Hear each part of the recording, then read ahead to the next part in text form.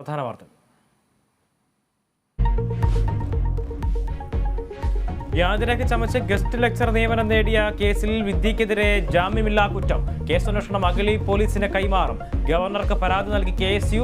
Mark list വിവാദത്തിൽ ആശ്രയയുടെ വാദം തള്ളി പരീക്ഷാ വിഭാഗം. ആശ്രയ പരീക്ഷയ്ക്ക് രജിസ്റ്റർ ചെയ്തിരുന്നുവെന്ന് പരീക്ഷാ കൺട്രോളറുടെ റിപ്പോർട്ട്. കാഞ്ഞിരപ്പള്ളി അമൽജ്യോതി കോളേജിൽ വിദ്യാർത്ഥി ആത്മഹത്യ ചെയ്തതിനെ തുടർന്നുള്ള പ്രശ്നങ്ങൾ പരിഹരിക്കാൻ സർക്കാർ ഇടപെടുന്നു. മന്ത്രിമാരായ R. ബിന്ദുവും VN വാസവനും ഇന്ന് വിദ്യാർത്ഥികളെയും മാനേജ്മെന്റിനെയും കാണും. ആവശ്യങ്ങൾ അംഗീകരിക്കും വരെ സമരം തുടരുമെന്ന് വിദ്യാർത്ഥികൾ.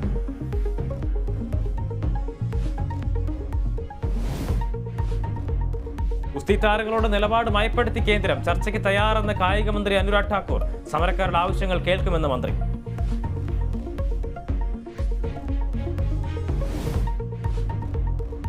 തിയേറ്റർ ഉടമകളുടെ സൂചനാ പണിമുടക്ക് തുടങ്ങി. 2 ദിവസം തിയേറ്ററുകൾ അടച്ചിടും. സമരം സിനിമകൾ കരാർ ലംഘിച്ച് OTTക്ക് നൽകിയതിൽ പ്രതിഷേധിച്ച്. അറബിക്കടലിൽ രൂപപ്പെട്ട ബിപോർജോയ് ചുഴലിക്കാറ്റ് അതിതീവ്ര ചുഴലിക്കാറ്റാകും. ജൂൺ 10 വരെ കേരളത്തിൽ ഒറ്റപ്പെട്ട മഴയ്ക്ക് സാധ്യത. പത്തനംതിട്ടയിലും ആലപ്പുഴയിലും യെല്ലോ അലർട്ട്. കടൽക്ഷോഭം രൂക്ഷമാകും. മത്സ്യബന്ധനത്തിന് വിലക്ക്.